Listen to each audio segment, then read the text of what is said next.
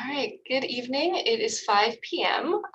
As usual, this meeting is being live streamed on YouTube as well as being recorded. The chat has been turned off for Oregon Public Meetings Law, so all activity that happens in the meeting will be broadcast. And please continue to use the raise hand feature to offer comments and questions throughout the presentation so we can limit some crosstalk. Other than that, John, take it away.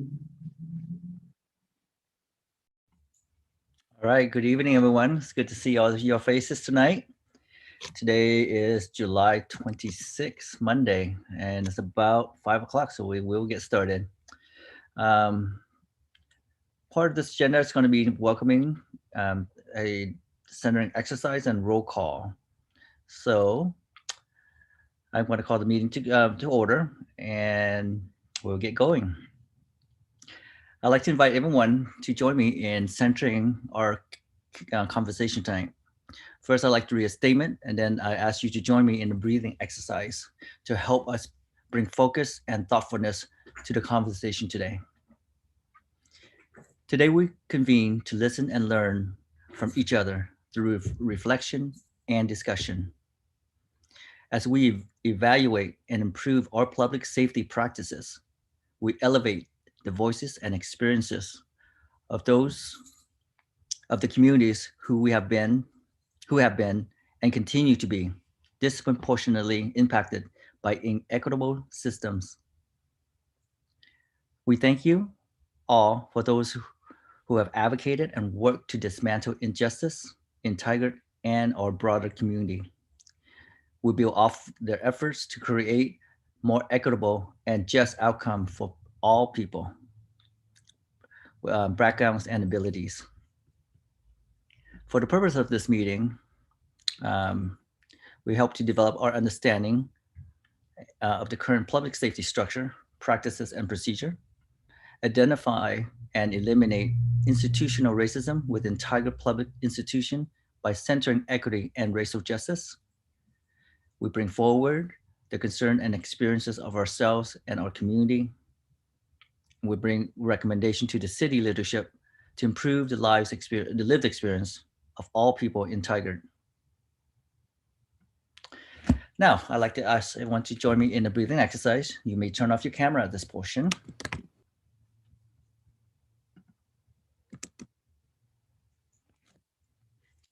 Close your eyes and gaze softly downward.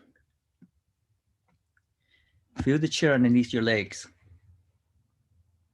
Breathe in deeply through your nose and out of your mouth. Feel the hands on your lap. Breathe in deeply through your nose and out of your mouth. Feel your feet on the ground. Breathe in deeply through your nose and out of your mouth. Slowly open your eyes and begin to breathe normally. Thank you all for participating in centering, creating a space with me.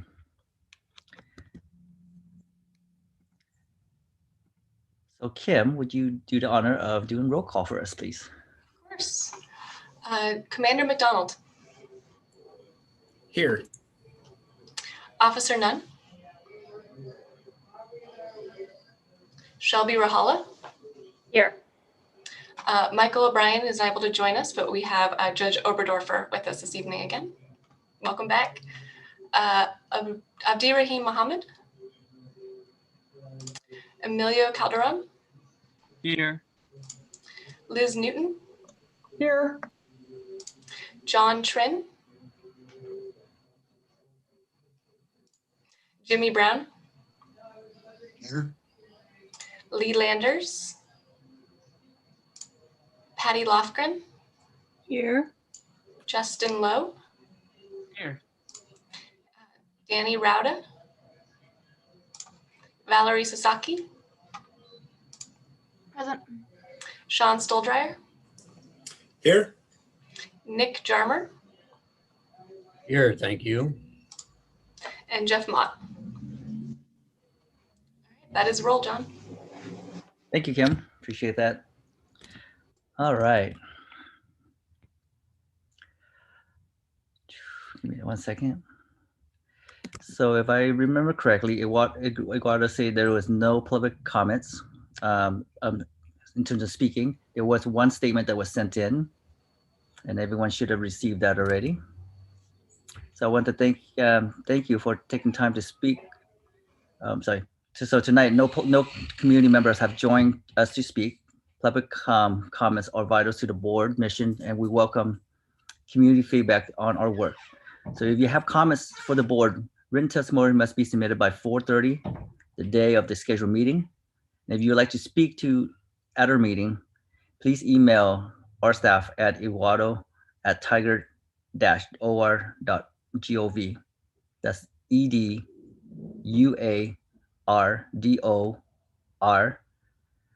at tigard-org.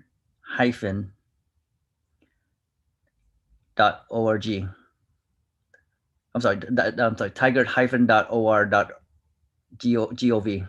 My apologies. So additional detail and instruction are available at the Tigard website, which is www.tigard-or.gov/PSAB.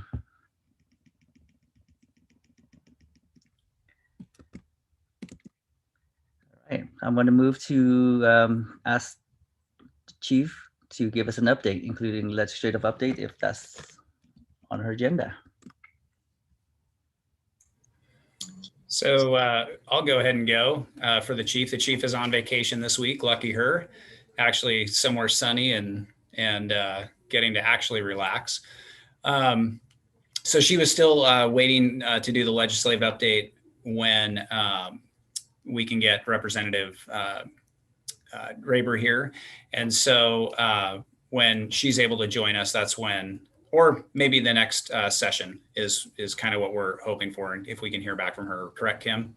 Yeah, we're definitely going to do the legislative update from the chief in August, whether or not we can get Representative Graber, just because it's important for you all to know what's going on.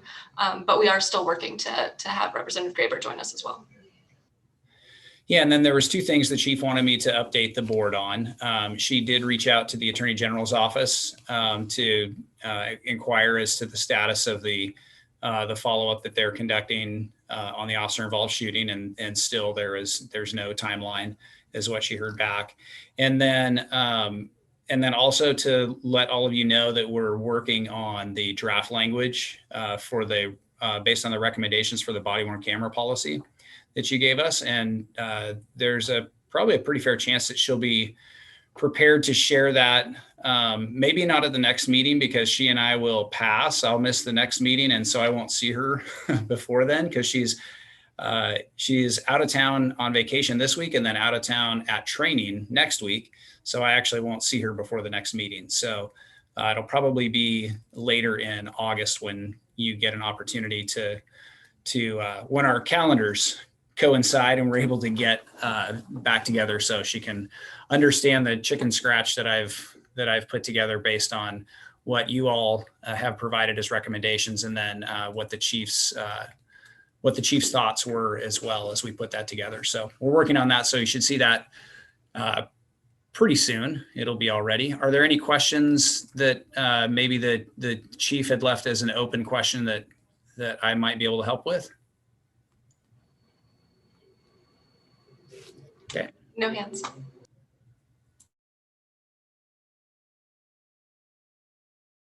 Great. Thank you for the update, Commander. All right, so the next agenda item is use of force, continuing versus Gresham factors and firearms. Kim, you know who will be presenting on that? Yes, I believe it is Sergeant Erickson has joined us again. Good evening, everybody. Thanks for having me again. So the two topics here, we're going to talk about use of force continuums, give you an overview of where they came from and what they meant and why we don't use them anymore, and then talk about firearms training. And I thought I'd talk about firearms training first to kind of go through a little bit more detail than what we did at the last meeting, how we train and some of the reasons why we do specifically what we do with firearms. So, excuse me. So for training practices, our officers are trained and assessed on their ability to place shots in center mass of a target. So we're talking about qualification, and qualification has to occur at least twice a year for any duty gun that an officer carries for a handgun, and once a year for a rifle. Higher scores are awarded for shots that are placed closer to the middle of the target, and the target's a silhouette target of a person. The reasons why we use this kind of target, it's acclimatizing our officers to real world contexts, as well as application of scores to more effectively represent scoring in a real world situation. The qualification is mostly a static event. It's not moving, the targets aren't moving, the officers aren't moving as they're shooting, and it's from a distance of 25 yards and in. And when we look at statistics for shooting, most officer-involved shootings occur within 7 feet. So we're shooting out much further than that to test and assess accuracy, as well as to improve pound accuracy. We want to build confidence in our officers, which is why we use this kind of qualification scoring. We want to assess accuracy, and we also want to look at the practice of the mechanics of a firearm. So reloading, clearing malfunctions, and things like that. Those all are part of a qualification that we use. And again, this is all about, when we're talking about qualifications, this is all about assessing and increasing the accuracy against a standardized measure so that we can see improvement, we can identify where we need to apply more training or where we feel like we're meeting the mark. Additional training that we do on a yearly basis with our firearms includes moving targets, because most shooting situations are dynamic. They're not going to be static where people are just going to be standing there shooting at us or us shooting at them. It's going to be moving around. So we need to practice on moving targets. We also need to practice moving and communicating with other officers on scene if we're in a very dynamic situation that has ongoing objectives, like a active shooter situation. If we're moving through different areas of buildings or open areas, we need to be able to move and communicate with other officers. We need to be able to predict what our officers are going to do, and they need to be able to understand what our actions are when we're doing stuff like that. We also practice target identification. So that's, again, we're looking at trying to identify where the threats are faster, so that officers aren't trying to do that for the first time in a real world situation. We also do shoot, no shoot, which is all about decision making. And that can be done with different colored targets or different shaped targets or numbers. And we call out different things, and the officers, like with target identification, they have to find the target, and then they have to make a decision on whether or not it's appropriate to use gunfire on the target in front of them. And then another thing we look at is limited window availability or unconventional situations. So that could be a situation where we have placed a cardboard target. That's the threat behind another cardboard target that's been identified as not a threat or possibly a hostage. And we have to find the right angles to be able to engage the threat without putting the non-threat target at risk any more than it already has been. So when we look at limited window shooting, again, it's putting a threat target typically behind a non-threat target, and it's there's a real world context for this happened, and there's a video I'm going to show. I'll put the disclaimer out there at the very beginning. It's a little bit graphic at parts. So this is a situation that occurred in LA back in June of 2018, where officers are responding to a report of a man assaulting a woman in a homeless shelter with a knife. And when they show up on scene, they encounter the man. They try to use less lethal munitions, but he's able to deflect the rounds using a folding chair. And then it unfolds from there. So we'll watch the video a little bit, and we'll talk about what happened in the aftermath. But my hope is by showing this video, it helps to understand why we train the way we do a little bit more, especially with this limited window availability of shooting. So I'm going to try and share my screen and share sound.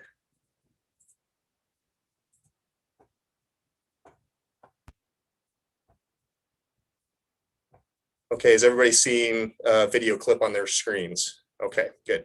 We will roll it from here.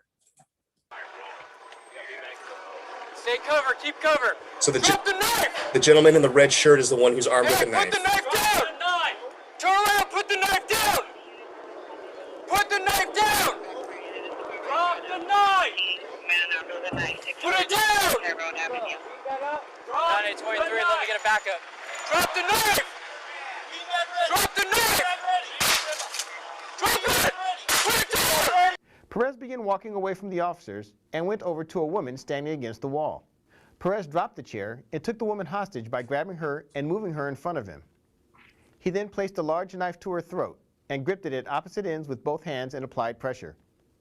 Witnesses stated that he moved the knife in a sawing motion against her throat and cut her throat. That is when 3 officers fired their handguns at Perez. Perez was struck by gunfire and fell to the ground. Tragically, Perez's hostage was also struck by gunfire and collapsed. Move up, move up. Drop the knife! Drop the knife!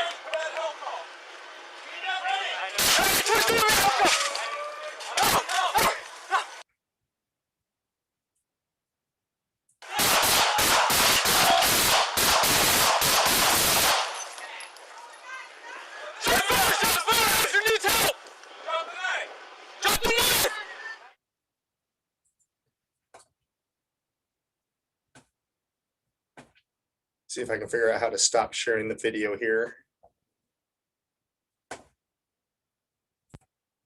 I can help with that. Okay, thank you. So you can see that's a situation that none of us ever want to face, but we have to be prepared to deal with it. It's very rare occurrence, extremely rare occurrence, but it could happen. And so that's why we have to train our officers to deal with those kinds of situations. And assess and honestly be aware of their own capabilities and to work towards enhancing their capabilities to address that effectively. In the aftermath of this particular incident, the 3 officers ended up shooting. One of them, it was found to be justified and within policy because the officer had split around to one side of the situation, was able to get a clear picture of the threat behind the hostage and engage with gunfire. The 2 other officers had gone off to the right-hand side, and they had a less clear picture. It was more the hostage was in between the officers and the suspect, and so they shot, but it was deemed to be outside of policy because they didn't have that clear picture. So same situation. The officers are all facing the same facts and circumstances in front of them, but for one, it was deemed to be appropriate. For the other 2, it was deemed to be inappropriate because of the circumstances that they faced.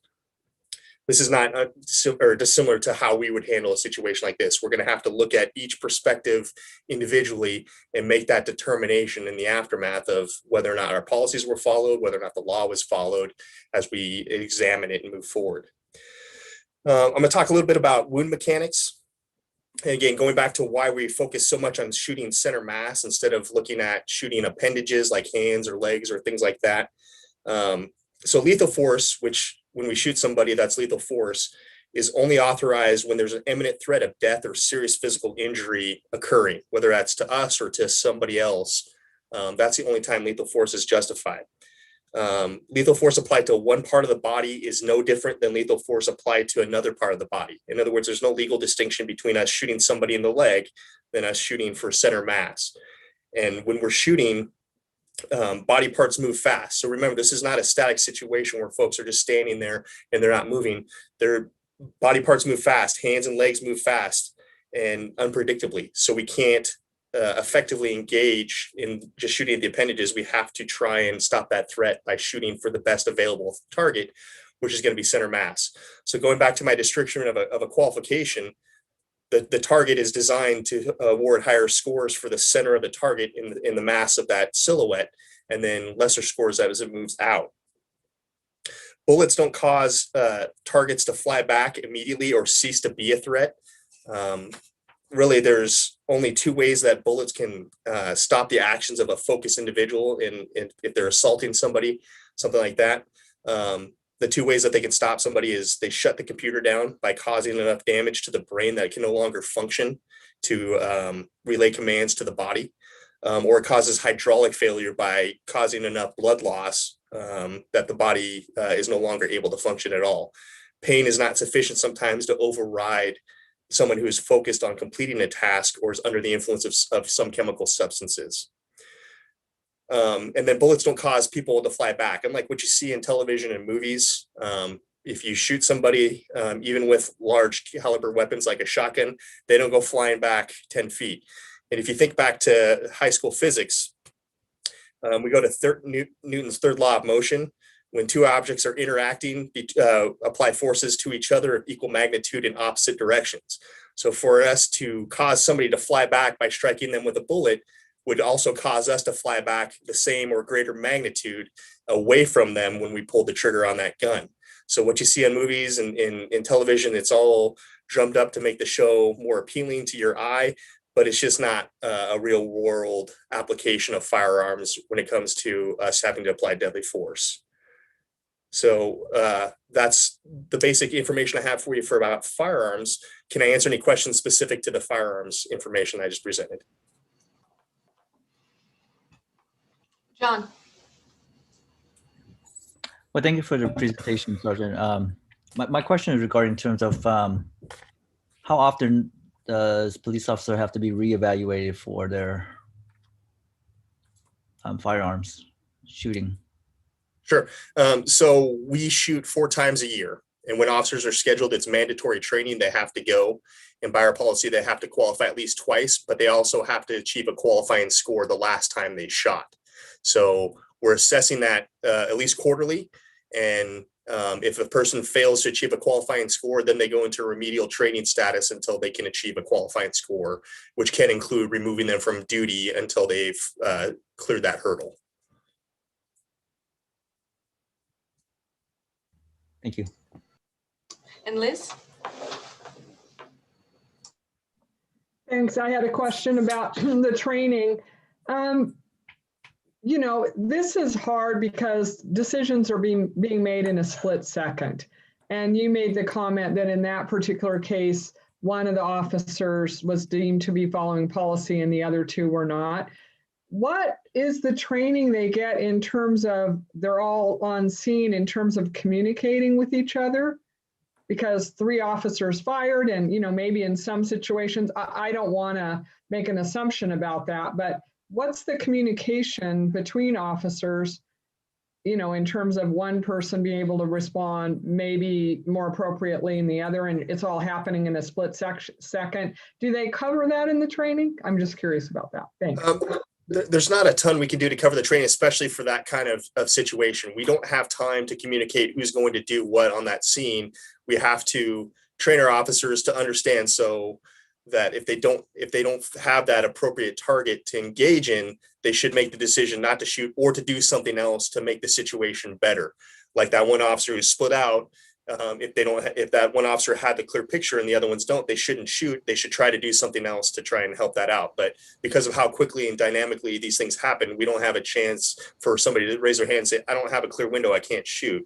They have to realize that for themselves and not rely on the fact that one officer shooting justifies them to shoot as well. We talk about contagion fire, which is that concept of if somebody's on scene and shooting, I should shoot too. And we talk about that as a prohibition. You shouldn't do that. You have to formulate your own justification and appropriateness for pulling that trigger.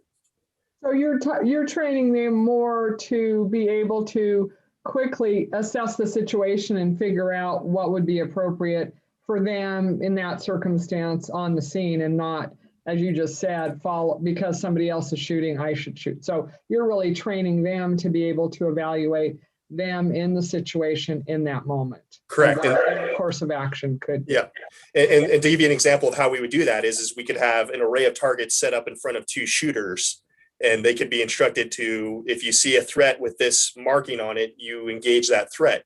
And because of the angles and how we have the targets set up, one officer may see the threat, the other one may not. And so the other officer would just stand there while the first officer would shoot. Commander, did you have something? Yeah, I wanted to jump in real quick. Counselor Newton, one of the things that we also do in our scenario-based training is we'll try to create scenarios with maybe multiple officers. So maybe 2 officers that are maybe they arrive on a scene together, and because of where they position themselves, we're talking to them about communicating and making sure that they're sharing information with each other based on what they see, based on whatever that scenario may be, and getting that baseline of training where one of them may have a position to be able to see more than the other one can, and therefore they may have more information than the other officer does. So we do try and create scenarios that are going to create those types of situations, because it could be, just like Sergeant Erickson said, where one of those officers was justified and was within department policy. The other officers may well have been justified by law, but they fell outside of department policy. And I don't know the specifics of that particular incident, but that could entirely happen, where they could be justified by law, but they could be in violation of policy.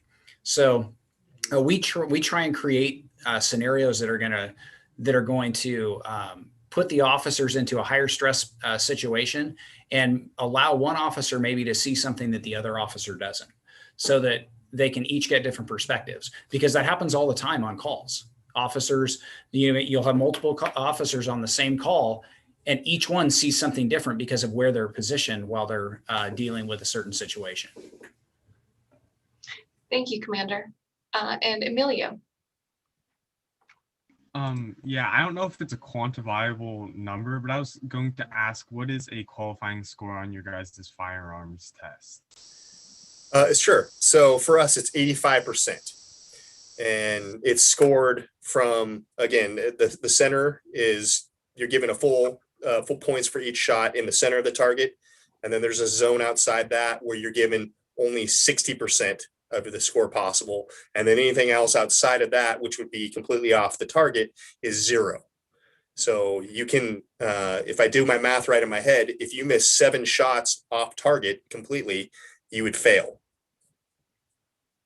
And that's out of 50 possible shots. Okay, thank you. That was my question. Yeah. Thanks. And Valerie. Sorry, it took me a moment to find my mouse. So, and you may be covering this later in the presentation, but one of the questions that I've heard, in the community has to do with proportionality of response. And so, the situation that we just saw unfold on that video had a man holding a knife and threatening a woman's life with that knife. So, so I can see how the officers felt that the response to, draw their firearms, particularly with less lethal force, didn't work, was the right degree of proportionality to the perceived threat. But I guess I wonder how you train officers to evaluate that in such a short period of time. You were talking about these situations where you have a target and then a non-target in the same field of view, right? Right. And so how do they evaluate what degree of force is appropriate? Because when you draw your firearm, the consequences are pretty significant. Sure. And so, like I said before, with lethal force, for us to be justified in using lethal force, there has to be an imminent threat of death or serious physical injury. So anything short of that does not justify us to use lethal force. In this particular situation, lethal force was justified because not only was he threatening her with a knife, I don't know if the video described it well enough, but what the officers described seeing was he was actively trying to cut her throat with that knife when they shot at him. So at that point, lethal force is definitely justified. And so that's the limited window is that I was talking about, is more about trying to build in that confidence or that capability or that internal assessment on whether or not you're capable of taking that kind of shot in that situation.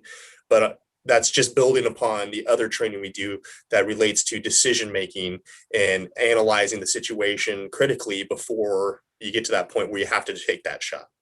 Sure, because I can imagine there would be a situation prior to that where maybe it's just the man who's refusing to drop his knife. Correct. Right? And so that becomes more of a gray area.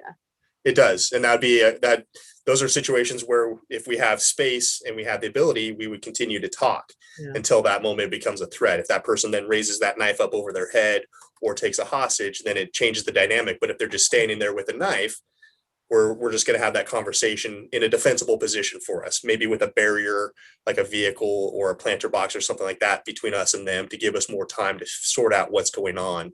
But until that threat has been identified, and when we talk about threats, we talk about officers having to identify the intent. So it's our perception of the person's intent based upon their actions, behavior, and statements. Their ability, so whether they have the ability to act on that perceived intent, and then the opportunity. So if all three are there, then a threat's been identified. But if any one of those three are not present, then it's not a threat. It's a situation for us to talk through. Sure. Thank you for explaining that. Yep. Thank you, Valerie. And Sean. Thank you. When does anybody know what happens when policies are broken, but maybe not the law? Does that become something is it a learning lesson that you update your training, or does it become a situation where the city becomes liable and has to settle with the family or the representatives? So liability is always going to be present in any of our actions. What's at risk here is if an officer breaks with policy but is still legally justified, is they could face administrative sanctions up to and including termination, depending on how much of a deviation from the policy occurred. Sometimes it could just be counseling, sometimes it could be days off, or it could be termination, or like you mentioned, it could be we need to take a look at our practice, and do we need to change our practice because it doesn't fit the situation? What was done might have been against policy, but it might have been the right thing to do, in which case now we need to adjust our policy to reflect that reality. Thanks, Lee. And we're going to have another unit on performance review and discipline where we'll go much more into detail there. But thanks for the question, Sean. And Judge Oberdorfer.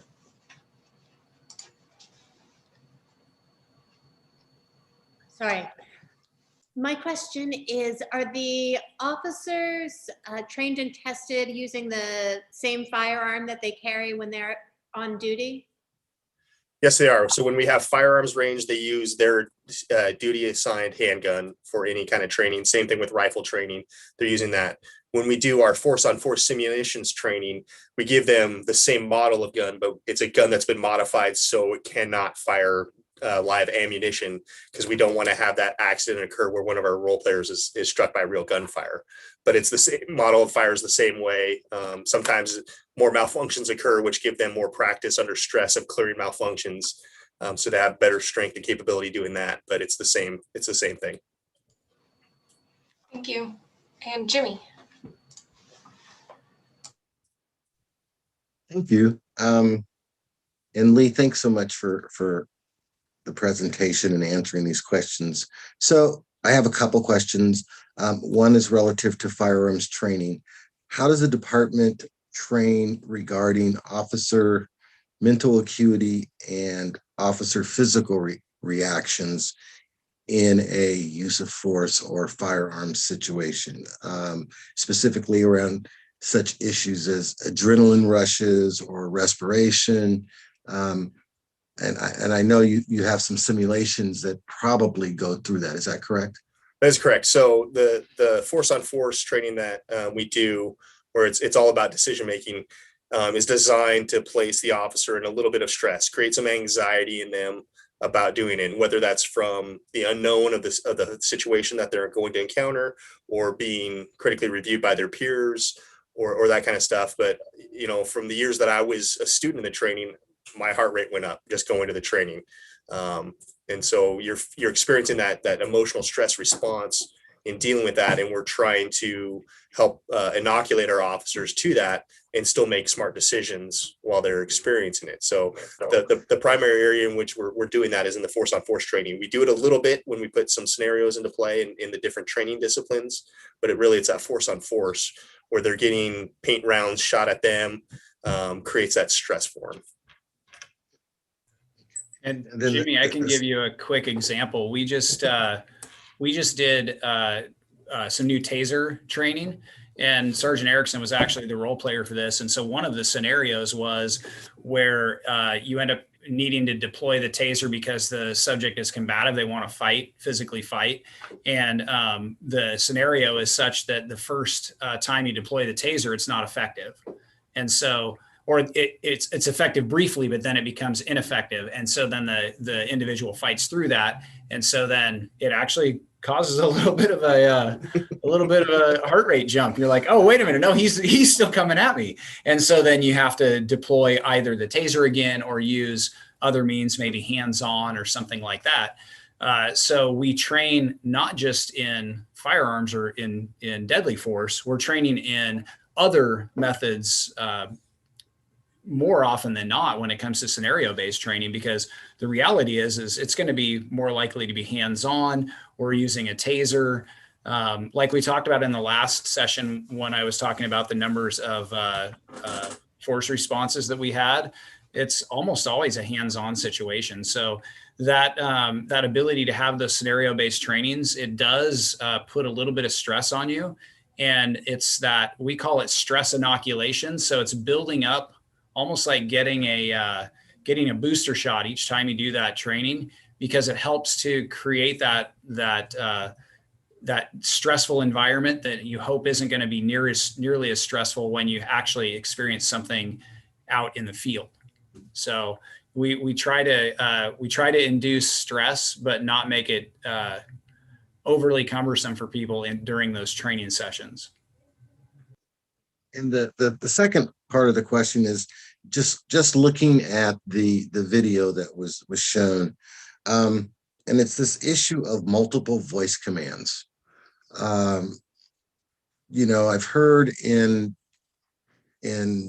my conversations with people from the community and in my own experience when I was working with parole and probation officers and police, the challenge of a suspect having multiple commands given to him by multiple people, and not clearly not being able to determine what to do. If someone is saying get on the ground, somebody's saying raise your hand, somebody's saying drop the weapon, 4 or 5 different things are going on, all of which may lend itself to this person is not being compliant.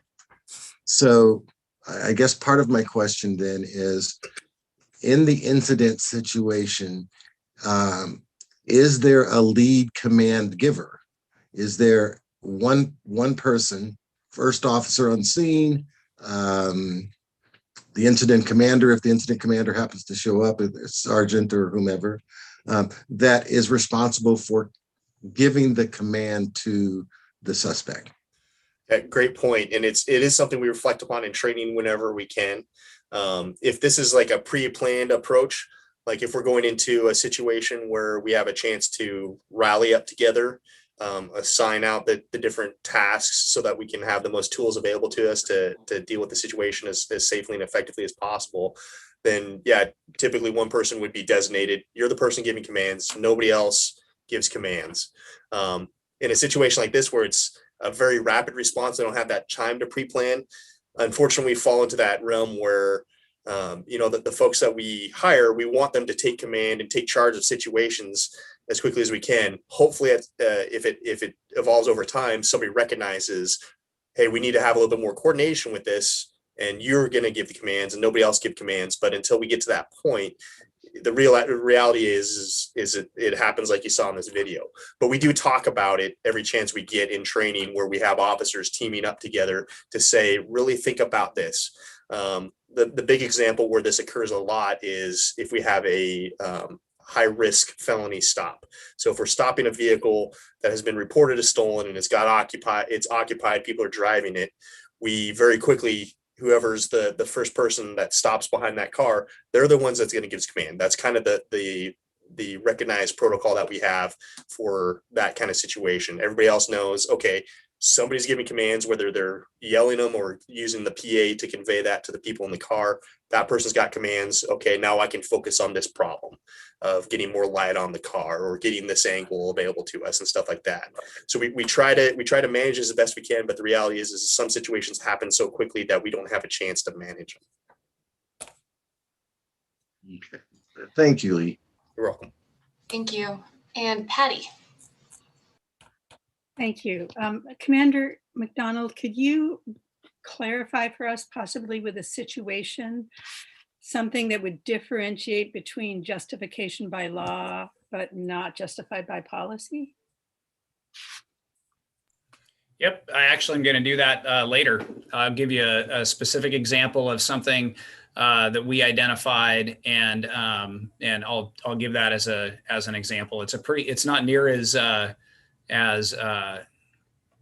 guess drastic as what we just watched, but nonetheless, it will, you'll talk about something that was absolutely justified by law, but we decided that it was a violation of policy internally. Thank you. And Justin. Thank you, Sergeant Erickson. I think that this might be something that you could touch on further down in the other sections that we will be discussing throughout the concept of our conversation of use of force. But I was really fascinated with the exchange that you, Commander McDonald, and Jimmy just had.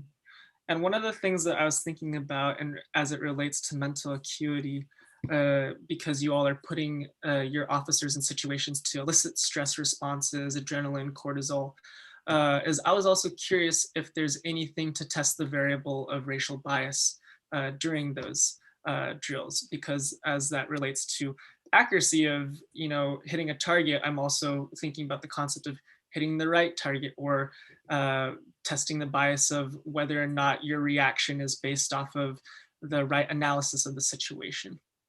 Sure, and it's not something we've traditionally done. We're limited by our resources on who we can have role play, and also the role players are in really thick padded suits with full face coverings and things like that. So the officers aren't reacting to who the person is. They're reacting to the behavior of the person, what they're saying or what their actions are, or what weapons they're bringing to play. So it's more focusing on what actions and behaviors are we seeing, and what's the appropriate response to that to bring it under control. Got it. That makes sense. In that case, with that information, are there scenarios that you do outside of the actual use of firearm training where you might replicate a similar situation, but maybe with a different weapon or an airsoft gun or something to the effect of where that racial bias does get trained? It's not something we've done in the past, but that's a great idea. One of the tools that is now available to us that we've started to use that offers a bigger scope and spectrum of responses is our laser shot video simulation system.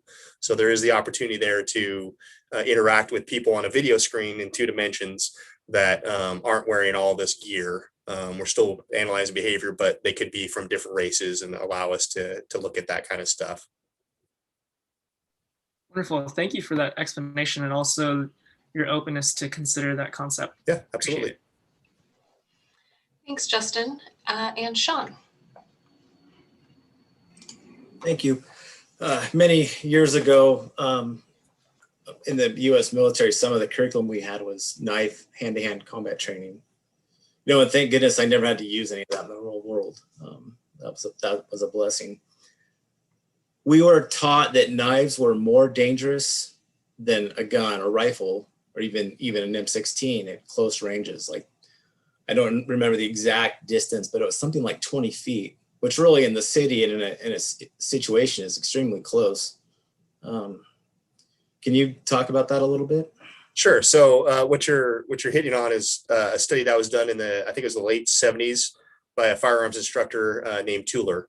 And what he had looked at was the opportunity for somebody armed with an edge weapon to reach a victim within a certain amount of time. And what they calculated out was when a person with an edge weapon is within about 21 feet, they can get to that person before they can effectively respond to that threat. So what that means for us is if somebody is within 21 feet of us and they come charging at us with a knife, we don't have a chance to see that, recognize it for what it is, and then draw our gun and end that threat before they can get to us.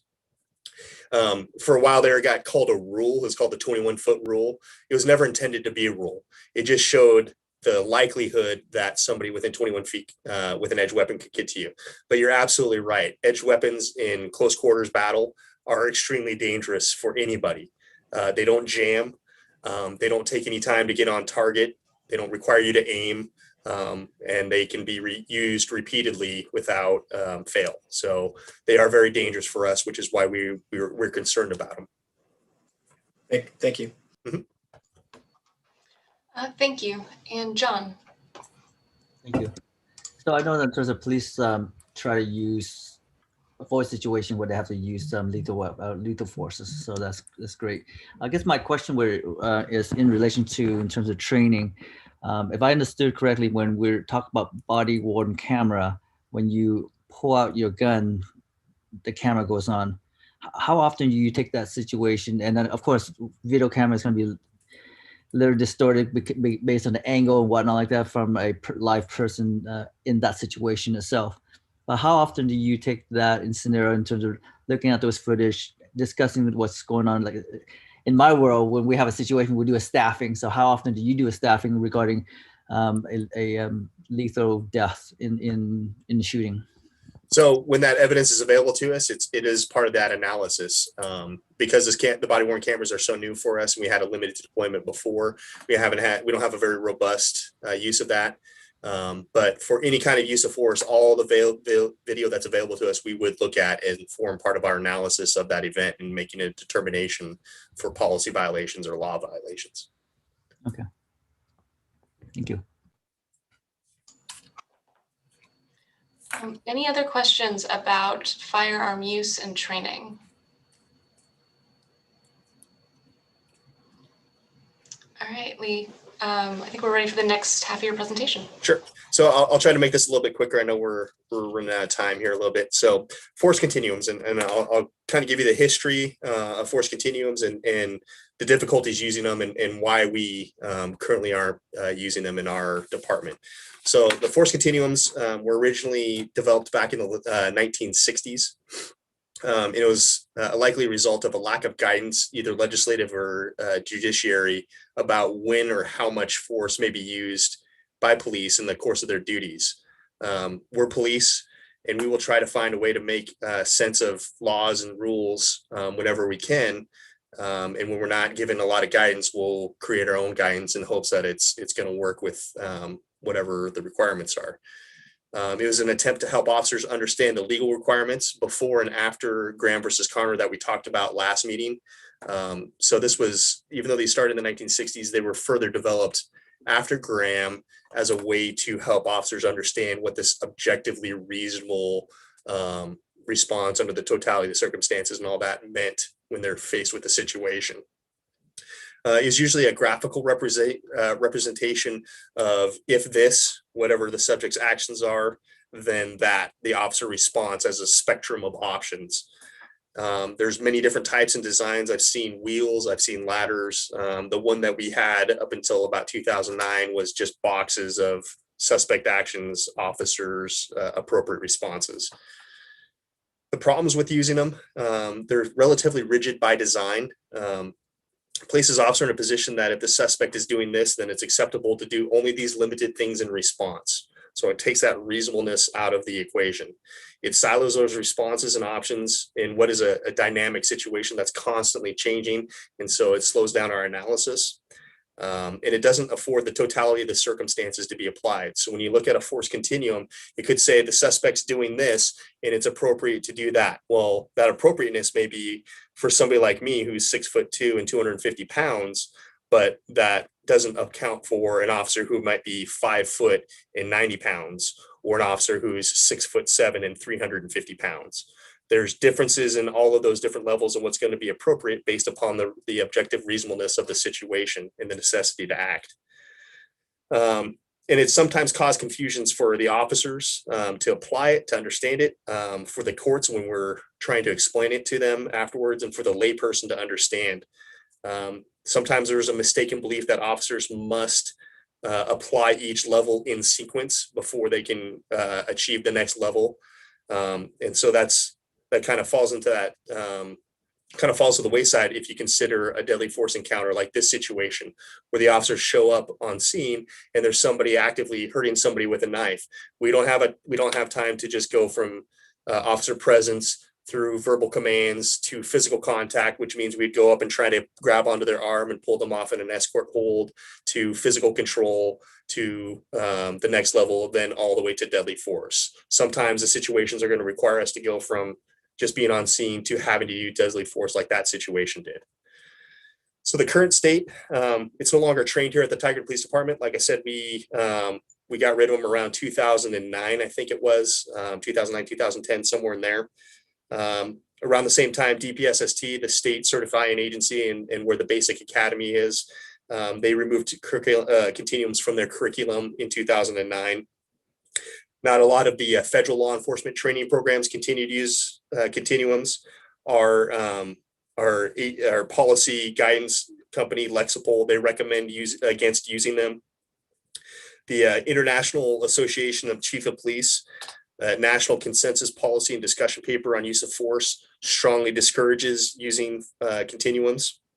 And the Police Executive Research Forum did a report that said continued reliance on rigid use of force continuums does not support assessing a situation and considering options as circumstances change, rather than a steady march to higher levels of force if low levels of force are ineffective. So like we talked about at the last meeting, when we talked about Graham versus Connor and how we apply it in some of our training, our training really focuses on applying those standards identified in Graham versus Connor, namely the objectively reasonableness of force applications, and then constantly evaluating that situation to make that determination of what's appropriate. And then this is when we look at it, we don't just train the officers and that's it. In the training, we're assessing. And then when we have a use of force application, it's being evaluated, and that same standard is being assessed against that field application of force to determine its appropriateness. And we're now in a world where the courts are providing us with lots of guidance on what Graham versus Connor means and what that objectively reasonableness standard should mean as cases come to them, whether it's at the local district court level or the Ninth Circuit Court of Appeals, or even up to the Supreme Court. There's cases coming out every month, multiple times a year, where they're providing that guidance on, in this circumstance, this force was reasonable. In this circumstance, the force was unreasonable. And so we're getting that guidance. We're reviewing it as we get a chance to see it, and we're applying it to our training. We're applying it to our policy, and we're applying it to our assessments. Is there any other thoughts or questions about use of force continuums? Yes, Valerie's got her hand up. So it sounds like moving away from the use of force continuum rigidity, what you're moving towards is this objectively reasonable standard. And what may be objectively reasonable for me as a 5'2" out of shape person may be, much different from what's reasonable for someone else. Right. And I was just thinking about this when you were talking, because I think everybody's human, right? And we all bring our biases to the table. So to sort of get to what Justin had asked before, how do you address the fact that people may have perceptions of what's objectively reasonable based on their own experiential background that may reflect their racial biases or other biases that they have? I'm not sure how we would do that. We haven't tried to apply that yet in terms of biases before. Again, it's going back to in our force on force scenario training, we present the individual officer or a pair of officers together with a scenario, and afterwards we debrief them and we ask them, okay, so in this particular circumstance, you decided to do this. Why? And they have to break it down for us. They have to say, well, the person was doing this. They said this. I felt that the level of force was justified because of the amount of threat that was present. Or, what we talked about briefly in Graham versus Connor was those Graham factors. So it's the severity of the crime. What's the need for government intrusion on this as it relates to public interest? What's the immediacy of the threat? And like I talked about before, that intent, the ability, and the opportunity. what's present there. Is a person actively resisting arrest or trying to evade by escape? And then which you kind of hinted at the beginning of this was that totality of the circumstances. That's where those individual factors come into play, and what may be reasonable for you may be more higher levels of force than what's reasonable for me, because of the differences in how we are trained and how we are built. Yeah, I just worry because, so many of the situations that have been in the news over the last several years have been situations where an officer may have a perception of particularly African-American men as being more dangerous than, similarly situated Anglo men or, Asian men. And, and so it leads to a response that nobody wants. And I just wonder, does your profession, because I think that you guys are really being very thoughtful about putting this training together, but I just wonder if there are ways to, account for that and have people's, muscle memory be trained in such a way that they don't react from a place of fear, right? Because I think a lot of what we're seeing in the media has been reactions based on fear and on people bringing their biases to the table. Sure. Yeah. And again, for us, we're not focusing when we're doing our evaluations on who the person is. We're focusing on what the behavior that we observed was, and that could very well be shaded by our own biases and our own internal thoughts about these situations. But when we have to look at the objective facts that are available to us when we're making that determination. And if we see patterns of behavior, that's where the supervisors like me have to come into play. If we're seeing that a particular officer may have more instances of force used against certain groups of folks, then we'd have to raise the red flag on that situation and call in more experts to help us understand that and take corrective action for that. Okay, thank you. Commander, would you like to jump in? Yeah, Valerie, you raise a good point in terms of, bias training in use of force. And it's not something that I have any familiarity with any agency that's doing that. We do implicit and explicit bias training as separate trainings, and there's all kinds of bias training woven into a lot of the different things that we do. But in terms of force response and training use of force, it's not something that we've done. And I think largely because, the pool of people that we have for being able to help us do those scenario-based trainings is not very deep, right? We have to work with the folks that we have that are trained as trainers as well.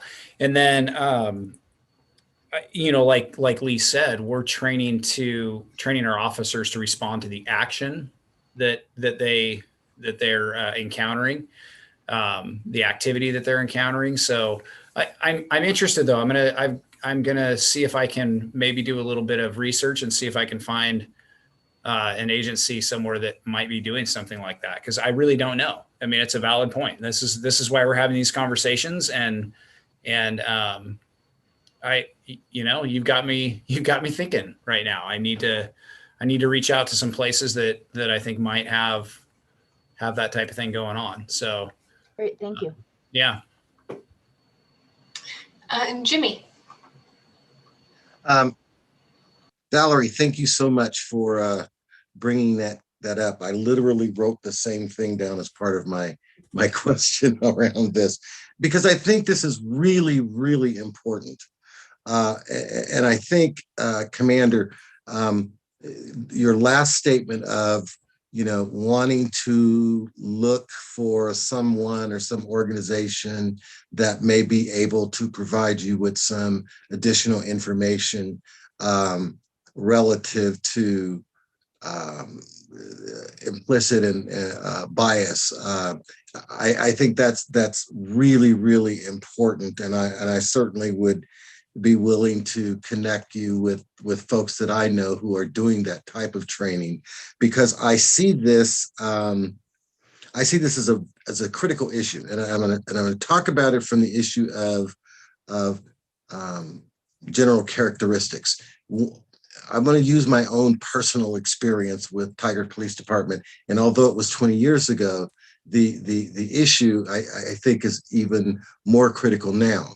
When I was stopped up at the high school, in fact, literally almost 20 years to the day,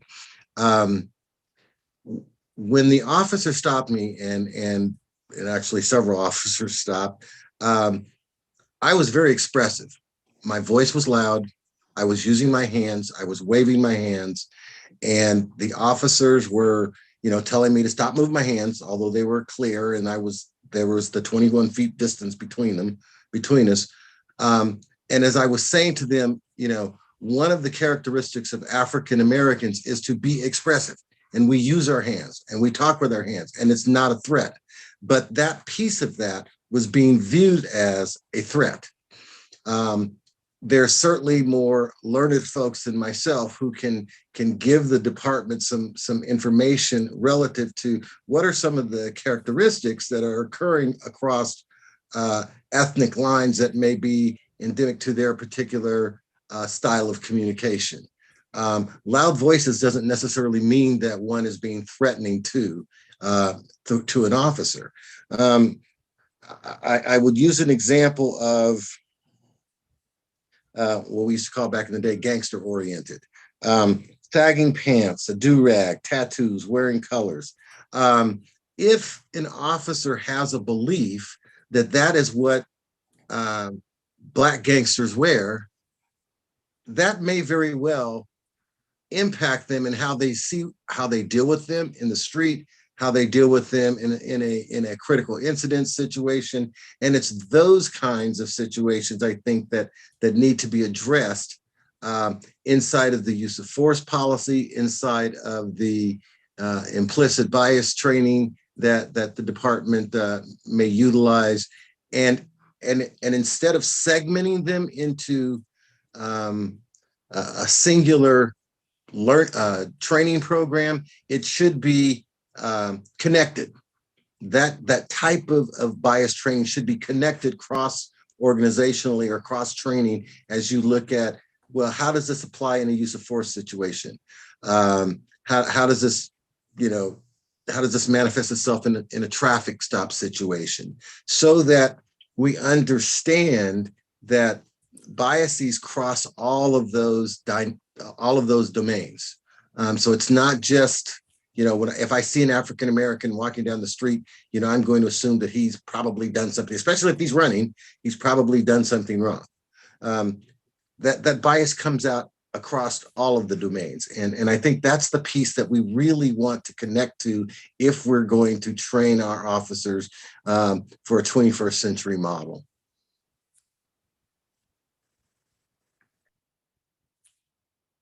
Sorry, I'm just writing down some notes because these are great ideas. Yeah, and I think it's definitely something we can look at. I have to believe somebody else out there might be doing this. So us finding that opportunity to connect with that agency to find out how they're doing those kinds of things and applying it to the training. I think that's a great idea. Liz. I know some people. Okay. I'll send you some information, Sergeant. Great. As well as you, Commander. Jimmy, I really appreciate your comments because I think you raise a very valid point. And I'm not a person of color, but sometimes I wonder if that, quite frankly, isn't it the root of the fear? You go out and even if it's a minor interaction with the police, are you fearful that there's going to be that bias in the minds? And so, not articulating it very well. So having that be considered across training, I think is important because it occurred to me if you have officers trained to respond to those incidents and you're not really getting the idea about how they're reacting to a certain race because they're all covered up, is it going to be different if they interact the same situation and there's a racial component? And you don't really know that until you get to it. So I just wanted to say that I think you raised a really good point, and I think that is important because I wonder, again, I'm not a person of color, but if that's not at the root of some of the fear or distrust in our community is how they're going to be perceived by our officers. So I think I want- that's a really good I- point. Thank you, Liz. But I want to give Valerie kudos because she brought that up as part of her statement.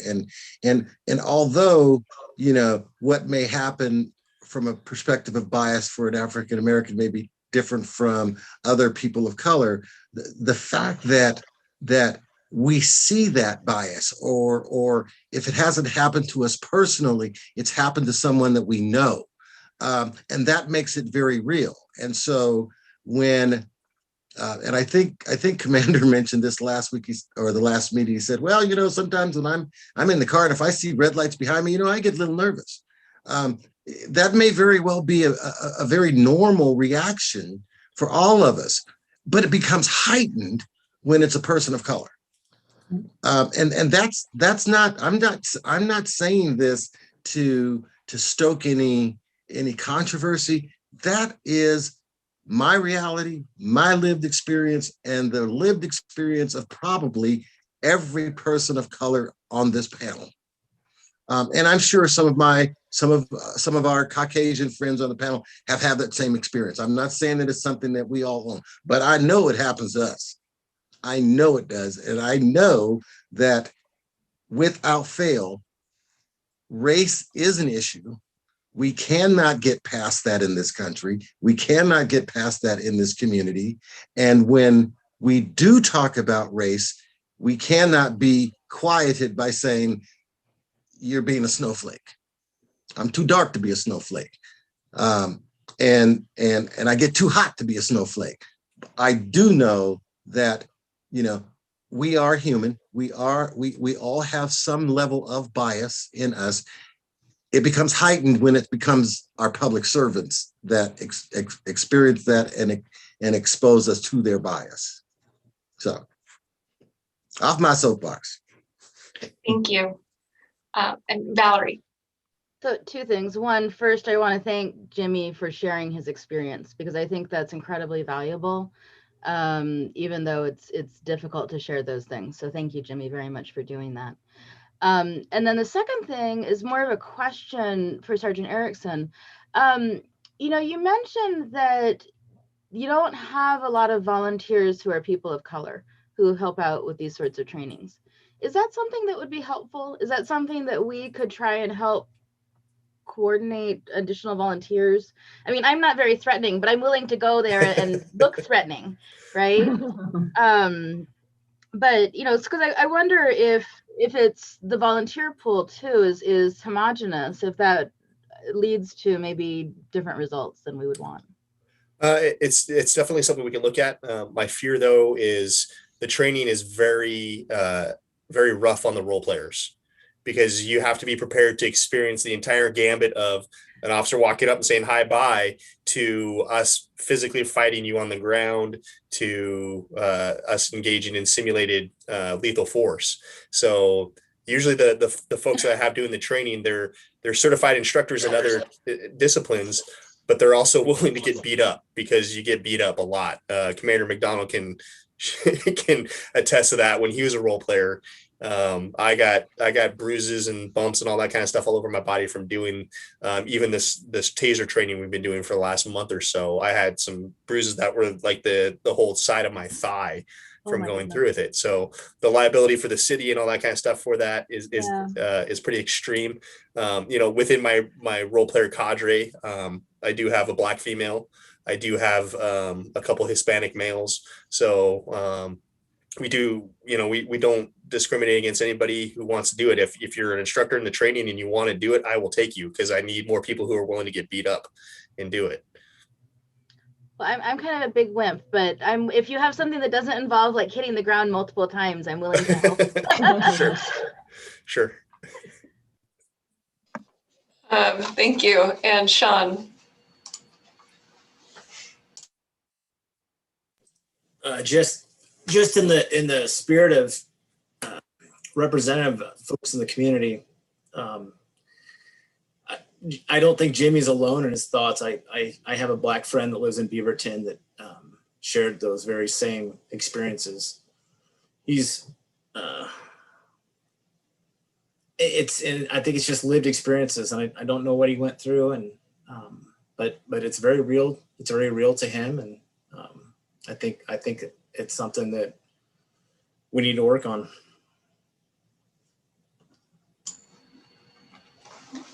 Thanks, Sean. Let's see, any other questions around use of force, the continuum, grams, factors? Any questions that have come up around firearms that now that it's been able to noodle for a few minutes? All right, thank you very much, Sergeant. Thank you again for having me. You all have a good night. Commander, it's your turn.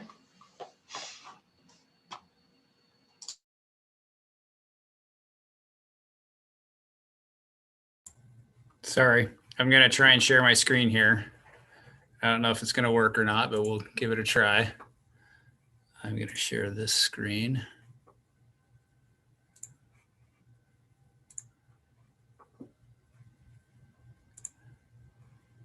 Okay.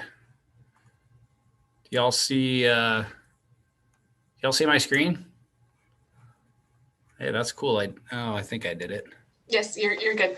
Okay, good. Thank you. I needed a little feedback there. I wasn't sure. I was muted, sorry. I can't see any of my stuff though, because there we go. Okay. All right. So we're going to talk a little bit more this evening. I'm going to kind of go over a little bit of the stuff that Lee and Monty talked about last week. But what I really want to focus on tonight is we're talking about the force response review. So this is after an officer has used force. And we're not saying it was justified or not or anything like that. This is the process that we use after an officer has used force. Because every time an officer is put in that position to respond to someone by having to use force, we review it. As a matter of policy, it's reviewed by a supervisor, and I'll go through a little bit of what that process is. And so as I'm talking about this tonight, I specifically want us to be thinking about it from the lens of this is the review of the use of force, right? Because that's the critical component here while we're covering it. So Lee just got done talking about the gram factors. But we're going to talk also about policy, because as I'll show you here in a few minutes as a reminder, when we get down to talking about our policy, it's the most restrictive of all of the components that we come across. When we're talking about the United States Constitution, we're talking about the state of Oregon, Oregon revised statutes, we get to our policy. And then even more restrictive than that, and I'll talk about this a little bit more, is the expectation of the community. Maybe even more restrictive than what our policy is. And we can talk a little bit about where those maybe don't specifically align. So use of force, here's the policy again, so that you all can take a quick reminder of this. But Lee talked about reasonableness. And so reasonableness is judged from the perspective of a reasonable officer on the scene at the time of the incident. So going back to that, when a sergeant or a supervisor, it doesn't necessarily have to be a sergeant, it could be a lieutenant or a commander. In fact, as a commander, so lieutenants report to me. A few years back, I was in a situation where I ended up using force myself. I deployed my taser, and a lieutenant actually is who did the force review, sent it to the other commander in the other division, and then it went to the chief to confirm that the application that I used was appropriate and within policy, which it was in this situation. It was pretty hairy. It was a pretty hairy situation, but that's a conversation for another day. But that's how we make sure that everything that we do is falling within policy. So we're using our use of force policy to make sure that this is the litmus test for for the sergeants. They are checking this to make sure that when an officer has been placed in that situation, that they've followed this policy. And if they haven't, then and it's not just this policy, there could be some other policies that apply, but generally speaking, the use of force policy is what's going to be most applicable in a use of force situation. I think probably one of the things that gets overlooked when we're talking about the application of force is these points right here, that an officer can use physical force, making an arrest or preventing escape. Now, the most important part there, because oftentimes officers will opt to not use force, opt to not go hands-on, especially if they've identified somebody and it isn't safe for them to do that. They'll let that person go basically for another day. It's that bottom point there where you talk about self-defense or to defend a third person. Those are the areas where officers are effectively required to intervene, right? If you have someone that's being attacked, if you have someone that is an imminent threat to the community, that's when our officers are going to be effectively forced into action and forced to respond to that situation. But oftentimes, and we heard about this when we were talking about like mental health response, a lot of times we walk away. Officers have some discretion when it comes to this. Now, obviously, they don't have discretion all of the time, but there is an opportunity for them to walk away rather than using force. And that happens regularly. And then we can go and address the situation at a later date. And that's important to remember, is that we have, in some instances, the opportunity to step away when we need to. It doesn't happen all the time. It can't happen all the time, because the community expectation is that when someone needs to be taken into custody, especially if it's for a heinous crime, that we do that.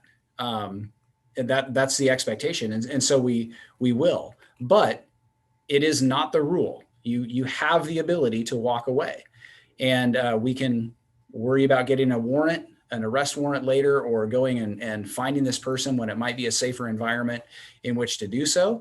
And that's how we train our officers. But when you're talking about a review of an incident, we wouldn't even review the one that the officer walked away from, other than maybe to say, hey, nice job and good decision making, because sometimes that's the best way to go.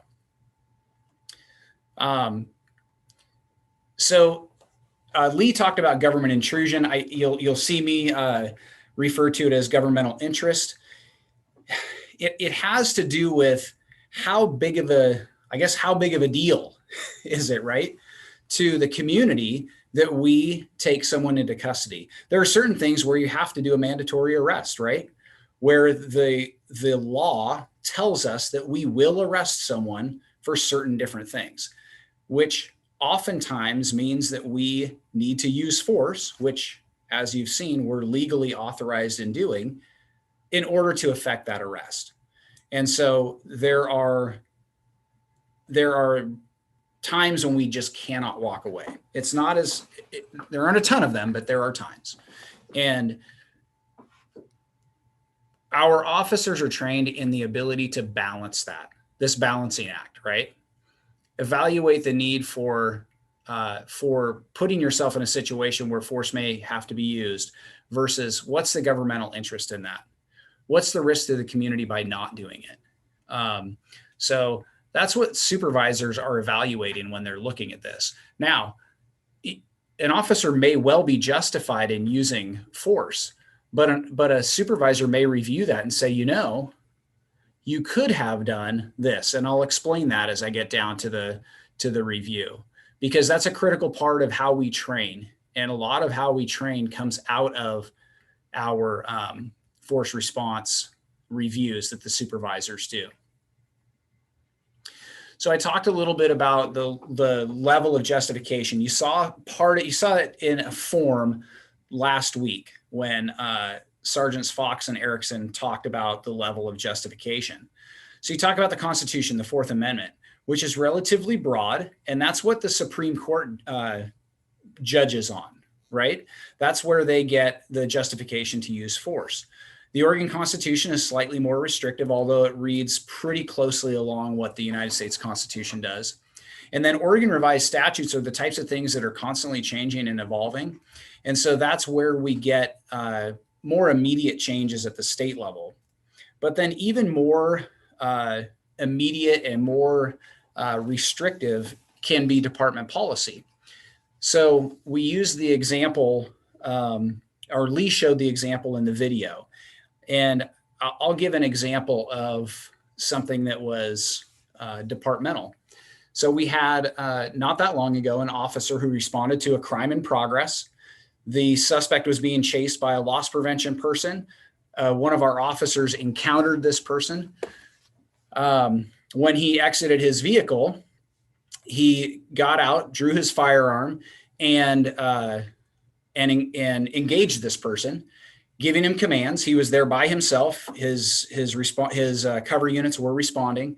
The suspect went down to the ground and buried his arms under his chest, which for a police officer can be a scary thing because people can hold weapons in their waistband, or maybe if they're wearing a coat or a vest or something, it could be they could be concealing a weapon.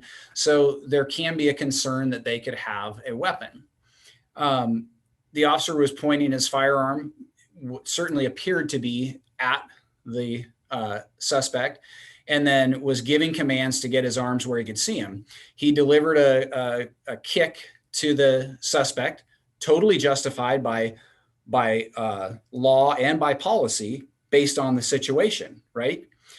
At that point, then the suspect put his arms out and then followed the rest of the commands from there. And then another officer showed up and he was handcuffed and taken into custody and then arrested for the theft.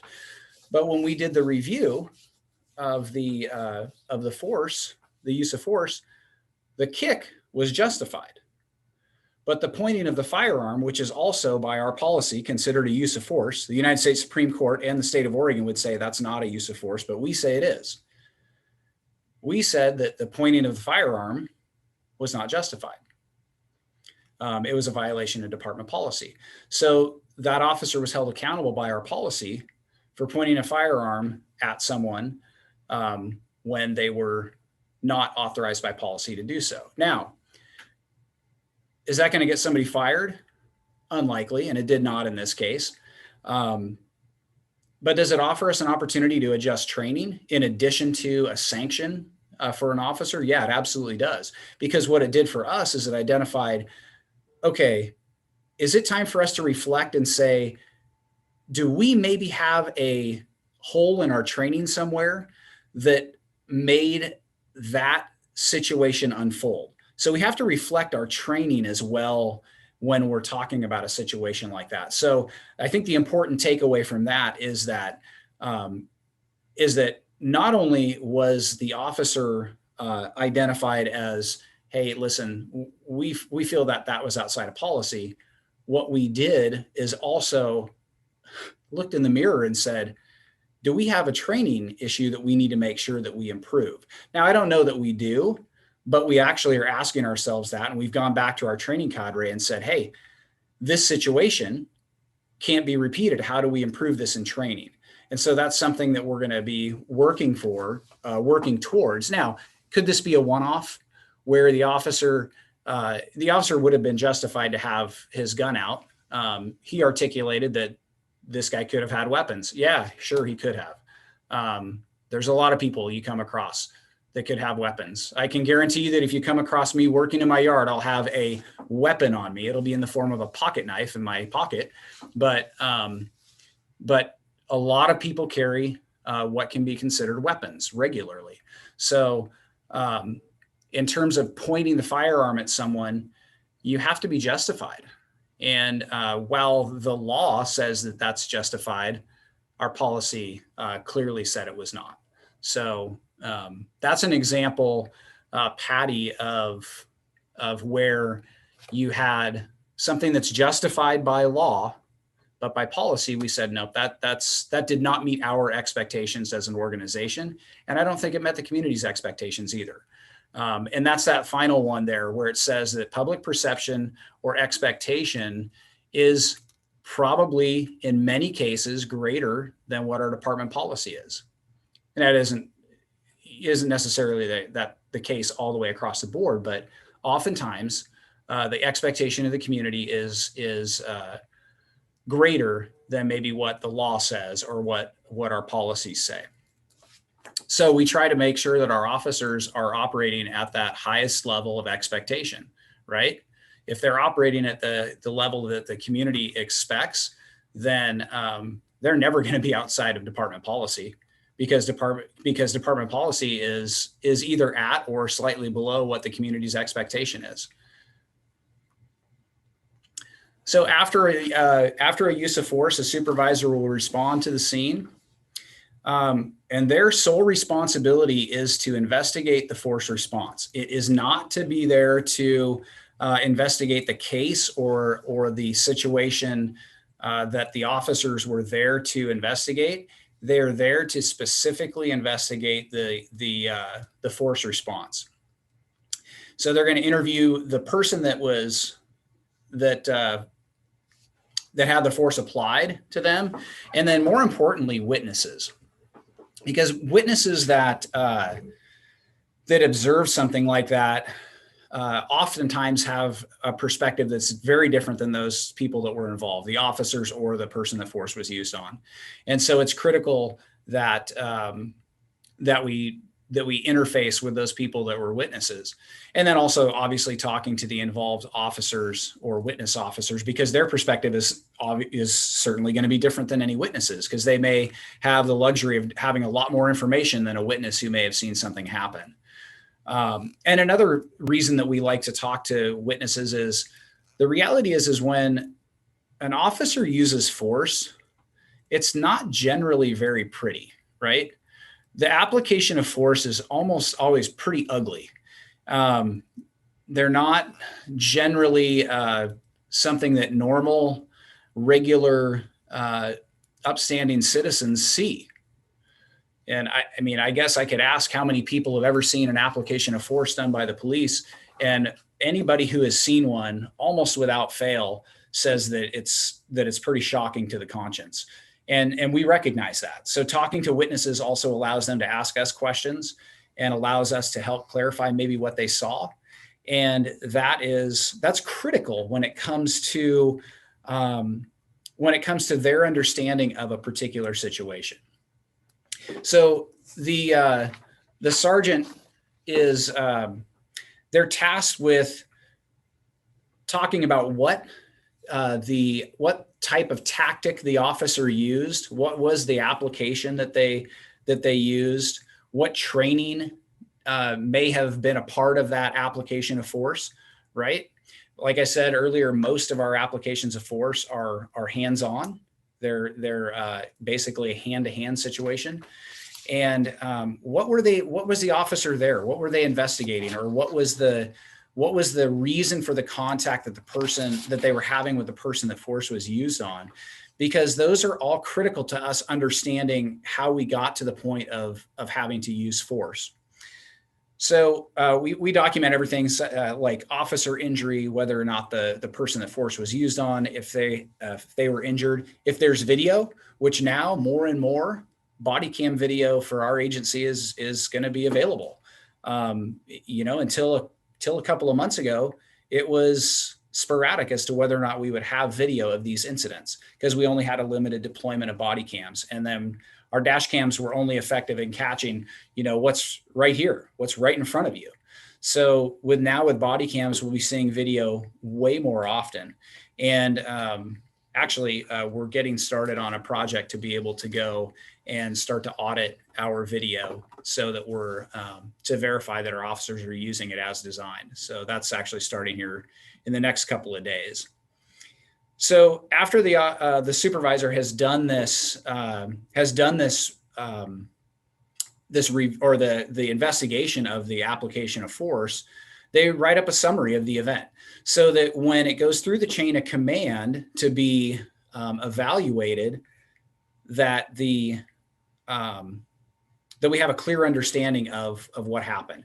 They'll attach all of the reports. They'll attach any associated dash cam or body cam video.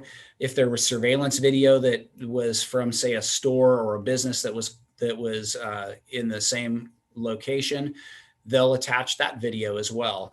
And then the most important part of it is at the very end. They have a recommendation and a critique. They give you a recommendation. Yes, it was within policy, or no, it was not. And if it was not, then we would then trigger our disciplinary process, which we're going to talk about disciplinary process at a point here in the future. But if a use of force is not within policy, it would then trigger the disciplinary process, and the officer is given, then they have specific rights for due process. And it would go through the actual disciplinary process itself. Now, a supervisor may look at it and say, this was within policy. However, I see training points that should be addressed, maybe for this particular officer, or maybe for department wide. Which that doesn't happen very often, but it does happen that a training point could be brought up with the individual officer. Now, commonly that's taken care of by the supervisor, either at the time or in close time right after the application of force, because that timely coaching and mentoring between the supervisor and the officer can be really critical in making sure that if there is I don't want to say a deficiency, but if there is somewhere that we can do better, if there is an improvement that can be made, it's so important to do it as timely as possible, rather than waiting 1 or 2 weeks until the sergeant gets this report back from the chief's desk saying, oh, hey, Officer McDonald, you probably should have done this instead. So if a supervisor recognizes that, sees it as a rule correction, they do it right then. And it's much more effective in making sure that the officer has the correct coaching. Sorry, I got kind of on a roll there and was telling you about that stuff. Once the supervisor finishes it up, they then send it through the chain of command. It gets reviewed by the lieutenant, so the watch commander for that particular shift. It goes to the division commander. And then it, believe it or not, goes to the chief of police. The chief of police sees every application of force that's done in her police department. And at each point along the way, each of those people has an opportunity to ask questions, send it back for additional review, making sure that we are within policy and within law. And if at any point along that way there's any questions, they get kicked back and additional work can be done. Or at any point along the way, it could be sent over to professional standards for a review. If it looks like there could be a policy violation. After the chief sees it, it does go to professional standards. It goes to the inspections lieutenant, who then evaluates it to make sure that all of those things are also in place. And then they also are the ones that are checking to make sure, hey, is this person a person that is using force all the time?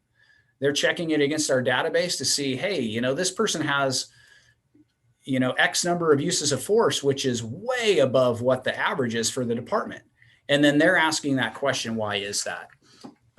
Now, that isn't generally the case. Our canine officers are the ones that have the highest number of force responses because dogs bite people, and that's a use of force. So, the city attorney is over there saying, yep, they do bite people. And, but yes, our canine officers tend to have the most applications of force, because dogs, when they find somebody, oftentimes will end up biting somebody. But that's something that we also know and understand. So I'm going to pause for questions. Kim, are there any questions at this point? Yes, Valerie. Okay. So I was on your website earlier this week trying to find whether there was aggregated data about use of force by race or ethnicity, and I couldn't find it. Is that information that's available or that has been put together? Yeah, it should be on there. It should be on the city's or on the police department's transparency page. Yeah, I was looking for it. I didn't see it. Is it called something other than that? No, Okay. I'd have to look. I know it's on there, Valerie, but Okay. because I looked, like I was actually looking at it like 2 weeks ago. I can find it and send it to Eduardo and make sure that everybody gets it. That would be great. Thank you very much. You bet. Yeah, if you couldn't find it, then it isn't intuitive enough. So yeah, it's on there though. And Jimmy.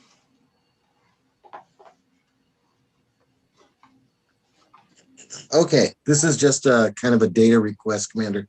Over the last 2 years or 1 year, whichever's easiest, what number and percentage of force reviews are found to be within the law but not within department policy? And second, what percentage has led to administrative sanction? If you don't, that's just a question for a future session. Yeah, I can probably do it off the top of my head though. And I'll verify it, but I think it was just the one instance that I gave you that was outside of department policy, and all the rest that we've had fell within law for sure.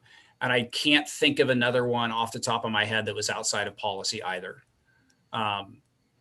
So I'll verify that, but I feel pretty darn confident that I'm correct on that. But I'll report back. I will tell you this. That's one of the reasons that we train as much as we do is to make sure that we're within policy.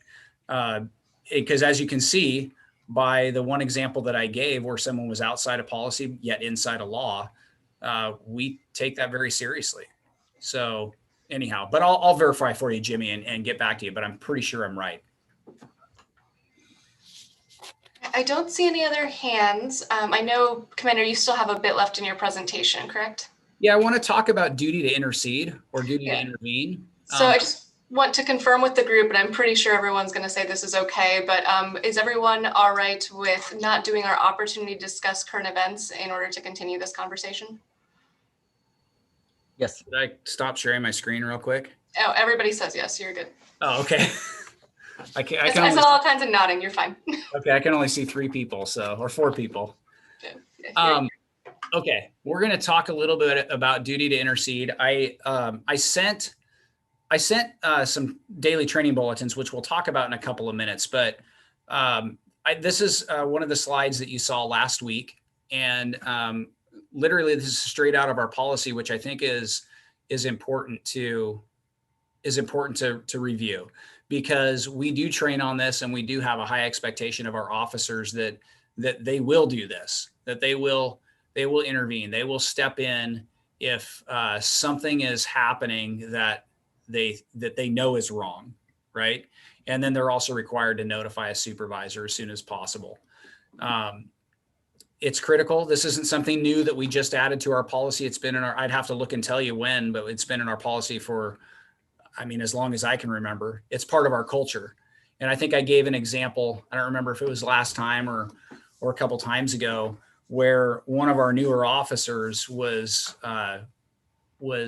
talking about the George Floyd incident and was asking the question of why none of those other officers stepped in to do something. So it was at that point that I really knew that it was a part of our agency culture here, that our officers, this isn't just some, words written on paper. This is part of our culture, right? So I took, it made me feel good that's part of our agency, and that's what our officers, and I was a newer officer. So it tells me that they're learning from our veteran officers that's the expectation. It's the expectation of the organization. It's the expectation of the community. So, continuing education, we're talking about duty to intercede. I sent out the daily training bulletins. I can pull them up, maybe. Watch this. Let's see.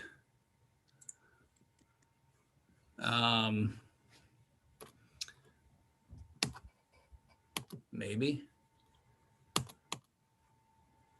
Well, hang on here.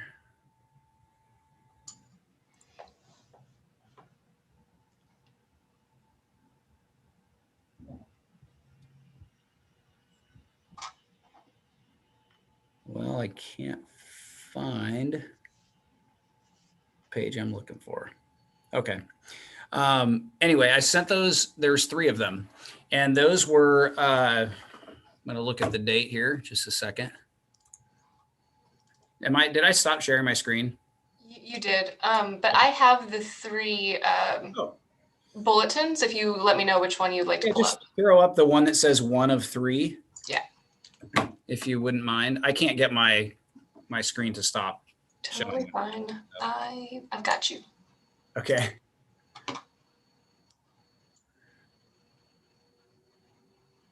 So the reason I put that up there is I just wanted to let everybody see. Here's an example of daily training bulletin. So as a part of our policy manual and then the company that we contract with that helps us to maintain the content in it, keep us up on all of the legal updates that come through and then best practices. We also assign our officers daily training bulletins. They don't get them every single day. There aren't 30 of them a month, but there's like 14 to 18 a month that they get. And they can sit down and do them all at once, or they can sit down and do 1 a day, or do them on the day that they come up, or however. But this was a 3-part series where it talked literally about duty to intercede and report. So you get a scenario, and then, what action is Officer Wilkerson required to take under these circumstances? And then you go down and it gives you the section in the policy that's applicable. It gives an analysis of what should happen, and then it tests you on what should be happening. And this information all gets reported to the inspections lieutenant, and to make sure that our officers are learning the policies as they should. So these three daily training bulletins were on February 23rd, 24th, and 25th of this year were the 3 days that these went out. So they got situation number 1 on the 23rd, situation number 2 on the 24th, situation number 3 on the 25th. So they were able to go through, and each one has something that's progressively different, right? So I think that's probably good, Kim, since everybody had a chance to get those already. But that's one of the things that we do with our folks here, so that they are, 1, learning policy, but also more importantly, so that we understand as leaders that they're understanding what policies we're expecting them to follow, right? And we're giving them scenarios that are as real world as we can make them, so that we can feel confident that officers are going out there with the best information that they can. And it's most important, like if we have a policy update, in that following month after we have a policy update, we'll stack a bunch of daily training bulletins in there to test them, because when they accept the new policy, the assumption that we have is that they've actually read it.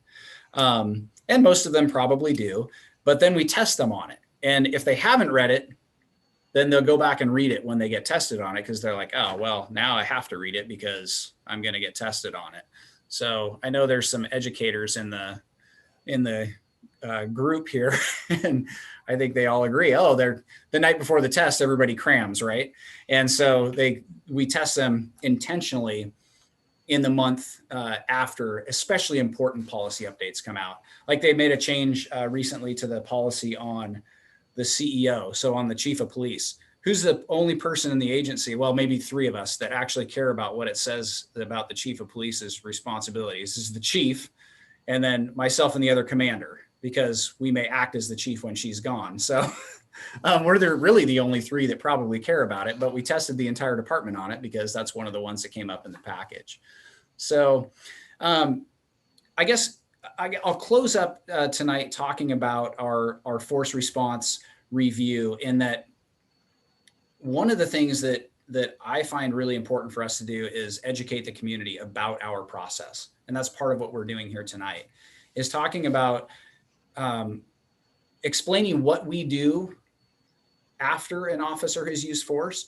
Because as I mentioned in our last session, I think it was in 2020, we used force 47 times, and the prior year was not too far off of that. So we take them very seriously, even though it's like 0.13 or 0.14% of the calls that we take for calls for service. We put a lot of effort into making sure that when our officers use force, that it was done within policy and, more importantly, within law, because we owe it to the officer, but more importantly, we owe it to the community to make sure that we're doing that right. And talking to the community about what we do to evaluate that, and then making sure that we're meeting your expectations, because that's why we're here. That's why this whole group is here. We need to balance those. We need to balance the community expectations with the mission to still do law enforcement, because sometimes we still are going to be required to go do law enforcement, and it isn't going to perfectly align with the expectations of the community. And we recognize that. And that's why we like to have that open conversation. So I'm going to go ahead and stop talking here, because I think I've probably talked enough. Well, you've got a question, so you're gonna have to talk a little bit more. So Okay. Valerie? So I just had a question about those training bulletins. So do you give them the answer when you give them the question? So they actually have to fill out, they have to pick an answer. Yep. It's like multiple guess or true, false, or, and it could be, A and B, or, you get, like 3 different answers, and then it could be A and B or something like that. So no, they don't actually get the answer like it shows on there. Right, that's what I was wondering. Yeah. No, that's like the audited version. I couldn't actually print the like the actual version, and I tried to do screenshots, and they just didn't work. So that's the audited version, showing what we did and then showing what the correct answer is. So as part of their signing on for the day or something, they get these scenarios that they have to work through, or how does that work? They just log into the knowledge management system for our policy manual company. And so they get notified at the beginning of the month when a new batch of daily training bulletins have been issued. So then they can log in at, really it's at their, when time allows. Usually most officers tend to do it like the day they get them, so they don't forget to do them late in the month. Because if you get down to the end of the month and you haven't done them, the sergeant comes knocking and is like, "Hey, McDonald, we going to get those daily training bulletins done? I don't like talking to you about this every month." So most officers, they get the notice, their first day back to work after their weekend, they sit down, they spend that first half an hour or an hour of their shift on their first day back after they've been issued, and they go through them and get them out of the way. That's how most officers do it. Some actually pull it up and look in there every few days and then, sign off for that week. But I'll be honest, when I do mine, I sit down and I do them all. I'll take some time out of my day, sit and eat my lunch, and go through my daily training bulletins and check them all off. Okay, great. Thank you. And I don't get the answers either. I have to like everybody else. Thank you. Any other questions?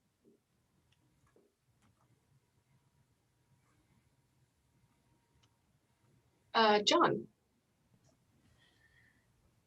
Thank you, Commander, for the presentation. I do have a question regarding terms of protocol to intervene. Does the city have any training around racial intelligence training and engagement? The city as a whole? Yeah, or the police department, I guess. Oh, okay. Yeah. So yes. And there's a variety of different, trainings and what exactly that looks like. So yes, there are some that we do as a department. And the challenging part about it is in terms of like, training on race, and unless you're talking about like bias training, there isn't a requirement on it. So when you're talking about like, are you talking about like just learning about different cultures and races? Is that what you're? No, I'm talking about in terms of training, in terms of, you're talking about in terms of intervening, right?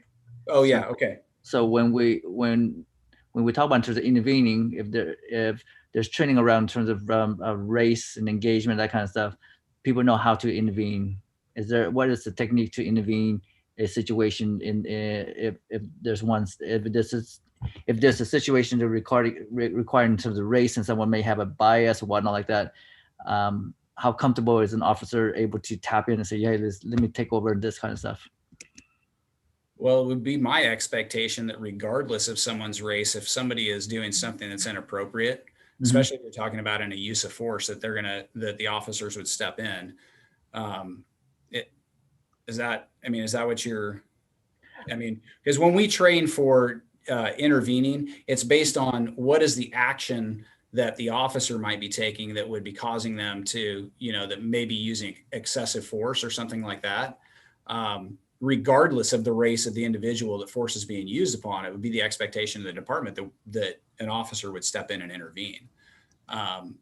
So in terms of specific training that we do, if an officer is observing that based on race, we don't do anything specifically like that because it's going to be based on the actions. If the officer is doing something that's excessive or inappropriate, it doesn't matter who the person is, what their race is, or what their situation is. The expectation is the officer stepping in regardless.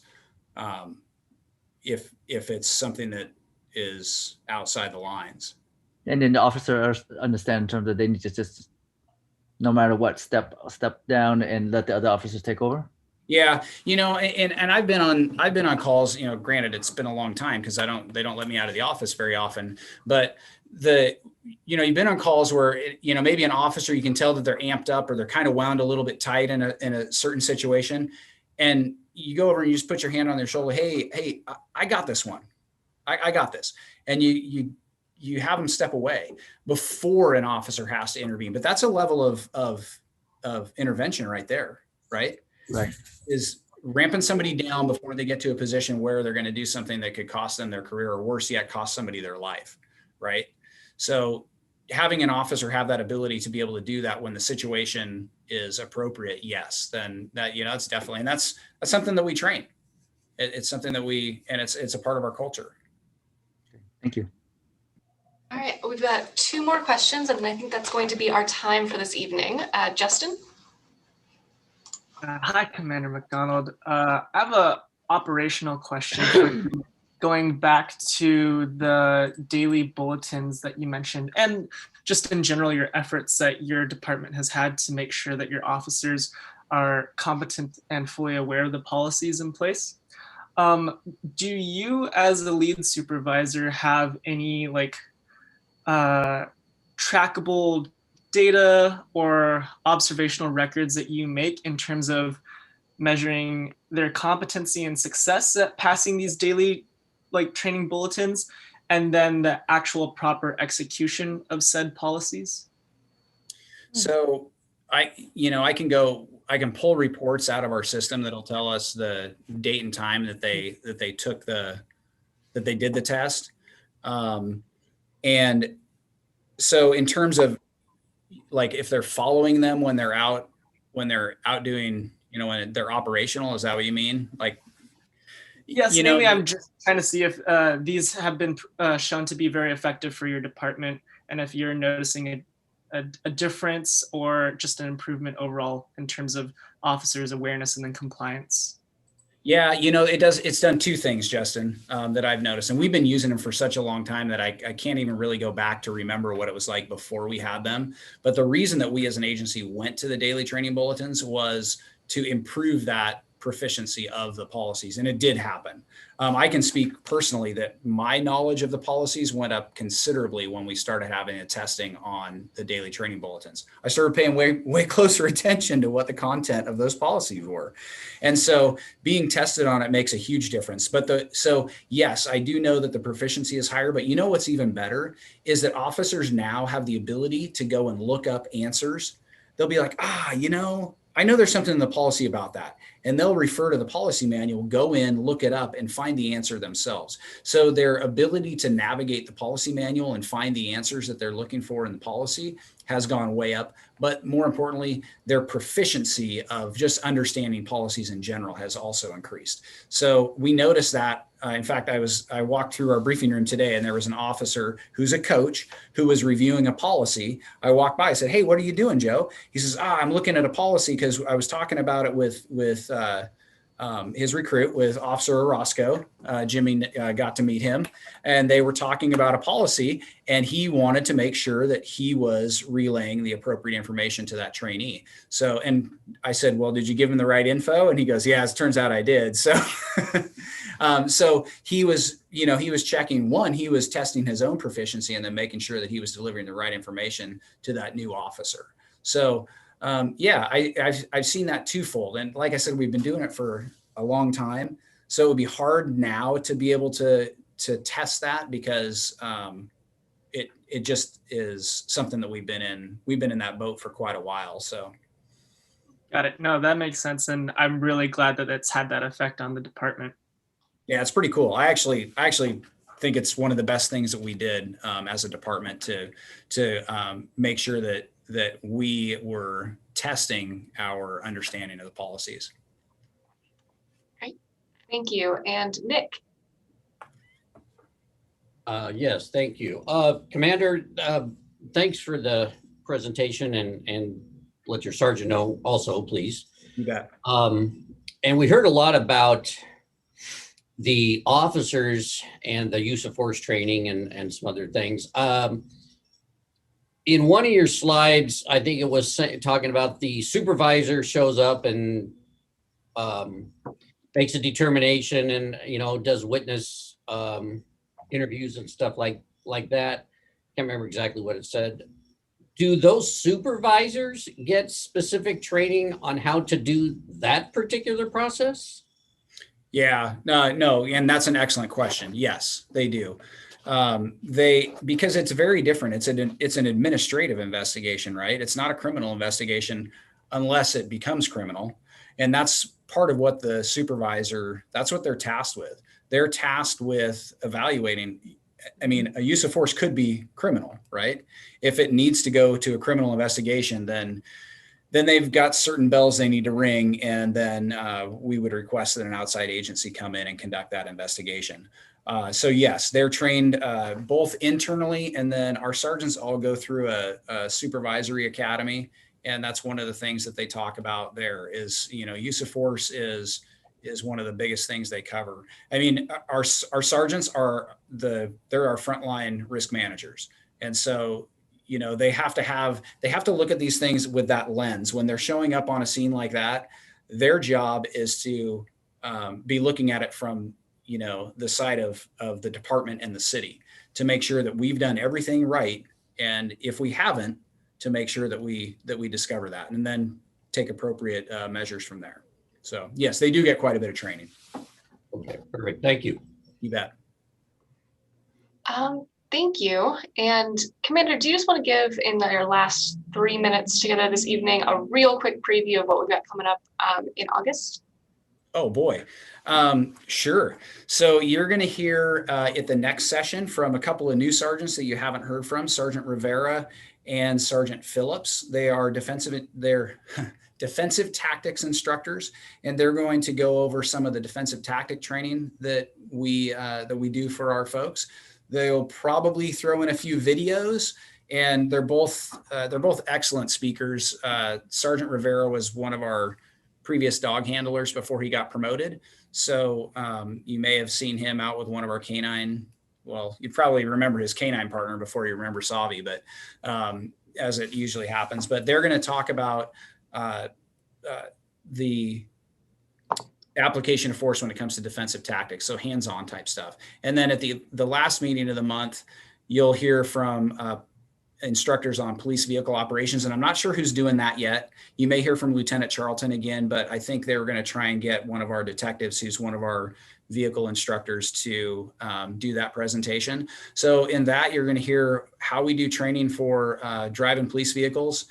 You're going to hear about our pursuit policy and the parameters around police pursuits, which should be a pretty short conversation because most of our pursuits are either very short or don't exist anymore, and with good reason. And they'll explain all of that as well. So you'll get some really good information over the next couple of sessions, both of which I will miss, but the chief will be back with you. But then it should be thought provoking for you. So come with that thought process of how, asking those questions about why we train the way we do. And especially the vehicle one, that's high liability stuff whenever we're driving a car. And when you step on the gas and turn on the lights and sirens, it only increases that. So they're going to cover that. Is that good, Kim? Did I use That's my perfect? Yes, excellent. And we'll also be doing the legislative updates as well. That too. Yep. Yeah, Valerie? So